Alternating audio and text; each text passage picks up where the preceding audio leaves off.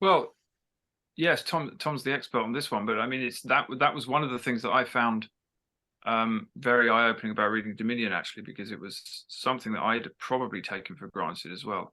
It's quite interesting for me personally, because before I became a Christian, I was a kind of neo-pagan. I was scrabbling around looking for God in all sorts of places, and I was a Wiccan, and I wasn't in it for very long, but I was in there long enough to have a bit of contact with the sort of the various aspects of the neo-pagan scene, if you like, which is a huge thing now. It's almost like the acceptable form of religion, especially for younger people.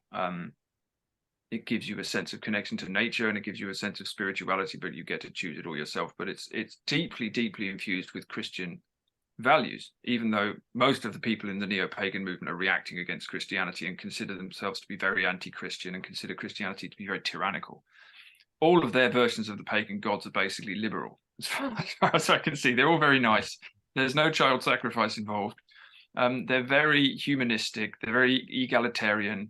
They're very Western, maybe just universally Christian in their assumptions. And I hadn't quite understood it in those terms until I read Tom's book, and I hadn't quite understood either how much Roman society had been shaken. I mean, I sort of knew it theoretically, but just the values that the Romans had, and especially the elite Romans, compared to the values that the Christians were preaching, the radical difference in them is quite something. And it's interesting as well when we think about whether we're a post-Christian culture now in the West, because in many ways, fundamentally, we obviously are, but in other ways, we're very obviously not.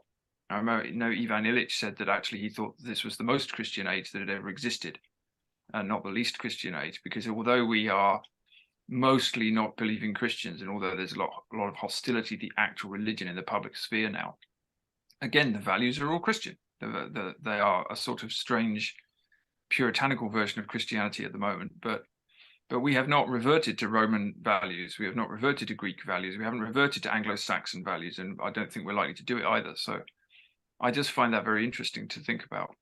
And the whole thing you say about the pagans basically being liberals, basically they're people who are rejecting Christianity for deeply Christian reasons and keeping profoundly Christian assumptions. I mean, I thought it was so interesting. One of the inspirations again for writing Dominion was my sense of Julian the Apostate, who is really, I suppose, the first person to try and construct an ersatz version of paganism, because he's raised, he's the nephew of Constantine the Great. He is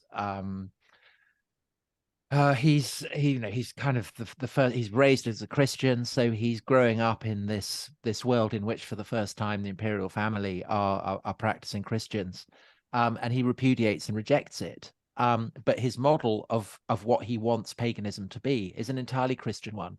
So he starts telling the priests of Cybele, who are chiefly famous for roaming around and cutting off their testicles, and he berates them for the fact that they're not looking after the poor. To which the priests of Cybele could legitimately turn around and say, "Well, that's not our gig. That's nothing to do with us. We don't give we don't give a toss about the poor." But Julian is very insistent that they should, for deeply Christian reasons. And I think that in a sense, contemporary pagans by and large seem to be the heirs of Julian the Apostate.